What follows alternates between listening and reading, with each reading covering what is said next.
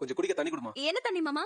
பச்சை தண்ணியா, சுடு தண்ணியா, இல்ல ஜில் தண்ணியா? வா, அக்காவை பாத்தியா? தண்ணிலேயே எம்புட்டு ஆப்ஷன் குடுக்கறாங்கன்னு. மா, எனக்கு பச்சை தண்ணி போதும்.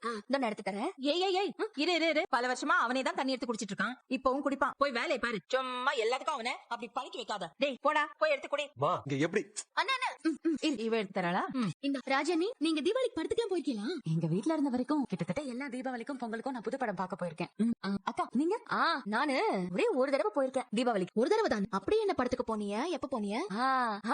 எனக்கு நல்ல ஞாபகம் இருக்கு. அப்போ 2010 வருஷம். அப்ப நான் 10வது படிச்சுக்கிட்டு இருந்தேன். அப்போ தீபாவளி மைனான்னு ஒரு படம் ரிலீஸ் ஆயிருந்துச்சு. அதுதான் கூட்டிட்டு போனாங்க.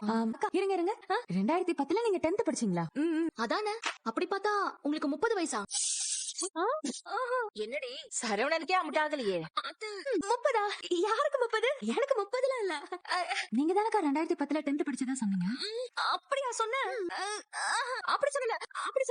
நானு 2010 5வது படிச்சேன். அண்ணி 10வது படிச்சதா நீங்க தானே இப்ப சொன்னீங்க. இல்லையே, அப்படி நான் சொல்லையே. அப்ப நான் 5வது கூட இல்ல 6வது படிச்சுக்கிட்டு இருந்தேன். ஆமா. என்னடி ஏதேதோ சொல்லி உளறிக்கிட்டு இருக்க? எந்த வருஷம் என்ன படிச்சேன்னு உனக்கு ஞாபகம் இல்லையா? அப்படி இல்லங்க, அதுல எனக்கு நல்ல ஞாபகம் இருக்கு. அது 2 தீபாவளிக்கு படம் பார்க்க போனோமா, அதான் அதுல எந்த வருஷம் எதை பார்த்தேன்னு குழம்பிட்டேன். கொஞ்ச நேரத்துக்கு முன்னாடி ஒரே ஒரு வாட்டி தான் தீபாவளிக்கு படம் பார்க்க போனேன்னு சொன்னீங்க. அதையும் அப்படியா சொன்னேன்? அப்படி சொல்லல. சரக்கிரக்கு போட்டு வந்து உளறிட்டு இருக்கீங்களா? என்ன இப்படி கேக்குறோம்? அப்படிலாம்